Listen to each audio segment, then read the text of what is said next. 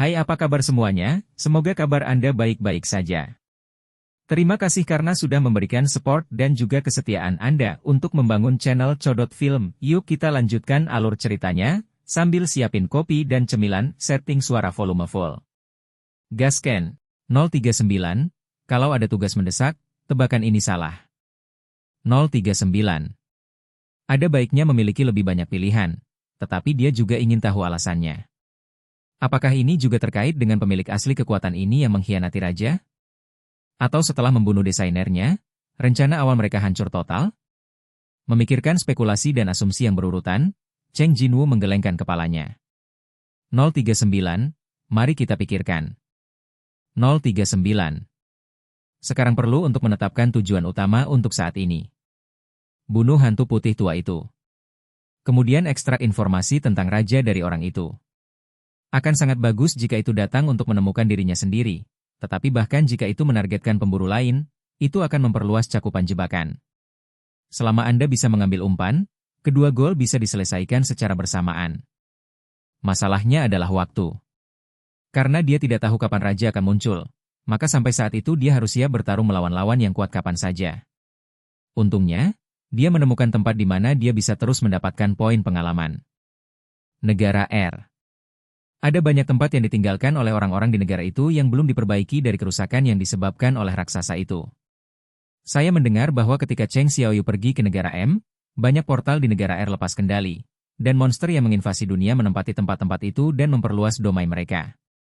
Meskipun monster-monster itu adalah objek ketakutan bagi orang-orang di negara R, tetapi bagi Cheng Jinwu, mereka hanyalah mangsa yang berlimpah. Satu persatu. Cheng Jinwu tidak sabar untuk berpikir untuk menyapu monster yang menduduki tanah dan meningkatkannya. Pada saat ini, dengan getaran ponsel, efek suara dari huruf ding yang masuk keluar. Setelah dilihat sekilas, ternyata itu adalah surat Thomas. Tuan Cheng, bisakah Anda menelepon saya lagi? Saya masih ingin mengatakan sesuatu. Dikatakan bahwa ada pelangi setelah badai, dan Thomas sepertinya ingin menggunakan ini sebagai kesempatan untuk melanjutkan takdir ini. Cheng Jinwu tentu saja diterima. Bagaimanapun, keterampilan sosialnya tidak terlalu buruk sehingga dia menolak tangan pertama pihak lain tanpa alasan. Namun, chatting bisa dilakukan kapan saja, bukan? Meskipun saya sangat puas dengan Thomas yang tidak menyimpan dendam, sudah terlambat jika saya ingin mengobrol.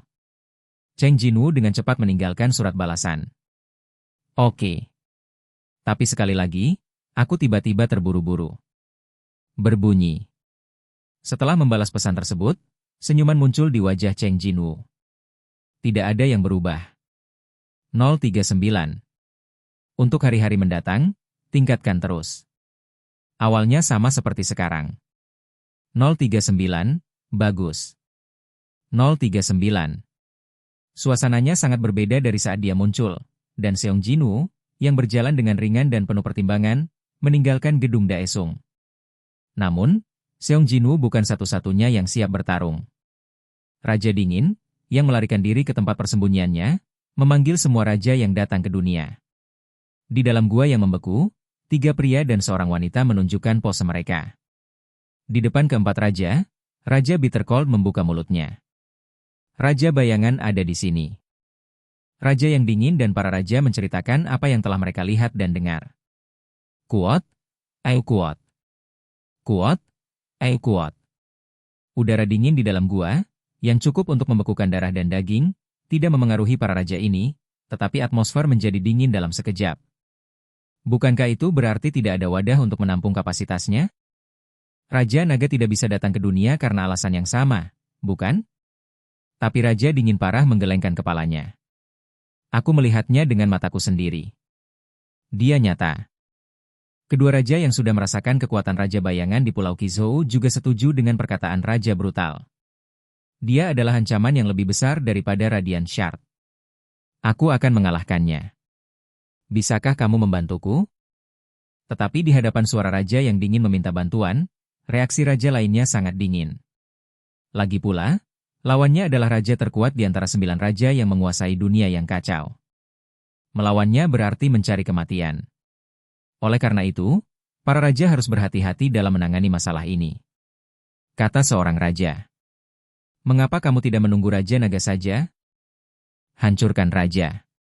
Jika ya, pasti akan bisa mengeksekusi pengkhianat. Tapi raja dingin memamerkan taringnya. Meskipun kita dalam pelarian sekarang, kita semua adalah raja urusan militer. Kapan kita akan terus mencari Raja Naga? Belati menempel di lengan saat itu. Itu bukan hanya cedera biasa, itu adalah keretakan harga diri. Raja yang dingin harus membalas dendam, dan keengganan ini akan dikembalikan ke Raja Bayangan. Jika kamu ingin menyingkirkannya, kamu hanya dapat memanfaatkan waktu ketika dia masih menjadi manusia. Sekarang adalah satu-satunya kesempatan. Bantu aku akan bertanggung jawab untuk mengirimnya kembali ke ketiadaan. Namun, tidak peduli seberapa keras Raja dingin menunjukkan tekadnya, ada satu raja yang masih melambaikan tangannya. Aku tidak terlibat. Begitu dia selesai berbicara, Raja membuka portalnya ke dunia lain, dan pergi tanpa kata-kata lebih lanjut. Setelah mengatakan tidak untuk berpartisipasi, Raja lain menyebutkan Raja Iblis Bileam yang pernah menghadapi Raja Bayangan di masa lalu. Aku juga tidak ingin bernasib sama dengan Raja Bayan. Kemudian, setelah mengangguk ke raja lainnya, dia juga melompat ke dalam portal. Pengecut. Raja dingin yang parah hanya bisa mendecakkan lidahnya beberapa kali. Dari 5 raja hanya tersisa 3. Seorang pria berotot bertanya pada raja yang dingin. Bagaimana cara membuktikan bahwa dia masih manusia? Raja dingin parah datang dengan persiapan sejak lama, dan mengeluarkan belati yang telah dimasukkan ke lengannya sebelumnya. Bagian keras dari pedang pendek itu bersinar hijau. Dia menaruh racun di pedang pendeknya. Racun Manticore.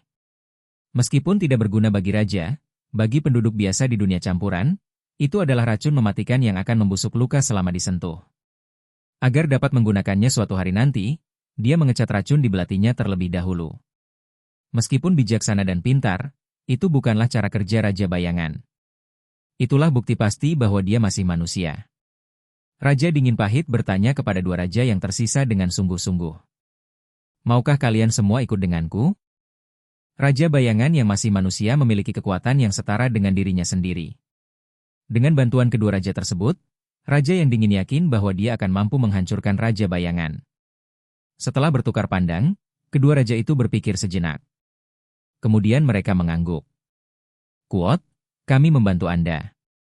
Bunuh Raja Bayangan. Biarkan manusia berdarah yang menancapkan pedang pendek ke lengannya menyadari apa itu ketakutan yang sebenarnya. Dengan tekad seperti itu, Raja Dingin Pahit meringkuk di sudut mulutnya. Bab 204 Asosiasi Pemburu yang muncul. Untuk mengisi kekosongan jabatan ketua asosiasi, asosiasi mengadakan rapat pengurus. Dari wakil presiden asosiasi, hingga menteri cabang dari setiap cabang, dan kemudian ke tingkat menteri di kantor pusat, lebih dari 30 eksekutif memadati ruang konferensi yang besar. Dan berkat status asosiasi pemburu di negara H, Badan Umum dan Eksekutif negara bagian lainnya dengan suara tinggi dalam kelompok besar menunjukkan sedikit kekhawatiran di wajah bangga mereka. Dalam suasana yang berat ini, pembicara memilah situasi saat ini. Sekarang, saatnya memutuskan penerus presiden asosiasi. Apa yang seharusnya datang akhirnya datang. Kata-kata wakil presiden asosiasi menyebabkan ekspresi gugup melintas di wajah semua eksekutif. Meneguk. Menelan terdengar di mana-mana. Ini adalah posisi yang dapat menentukan nasib asosiasi Hunter. Asosiasi pemburu setara dengan menara komando para pemburu, dan semua orang yang hadir mengetahui hal ini dengan sangat baik. Dengan jumlah pemburu yang terus meningkat dan portal yang semakin sering, jika asosiasi pemburu terguncang, itu berarti seluruh negara mungkin terpengaruh olehnya. Kuot, kalau begitu.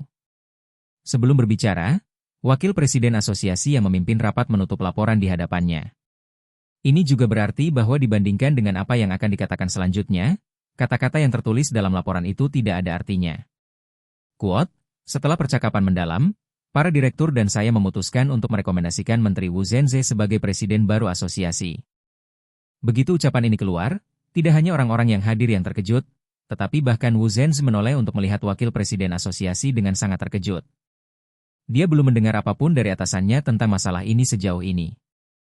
039. Bagaimana saya bisa? 039. Wakil Presiden memandang Wu Zhenze yang bertanya pada dirinya sendiri dengan matanya, dan menarik kepala mikrofon lebih dekat ke mulutnya. Menteri Wu Zhenze selalu berada di tempat yang paling dekat dengan Presiden Asosiasi. Dia membantu presiden asosiasi dan mempelajari hal-hal praktis. Dia bahkan memiliki kekuatan untuk memobilisasi para pemburu. Ini adalah fakta. Gao Jianli, mantan presiden asosiasi, selalu menghargai Wu Zhenze yang menolak perburuan asosiasi besar dan memilih asosiasi tersebut. Oke guys, jangan lupa like, comment, share, and subscribe di channel Codot Film. See you next video, peace out and bye-bye.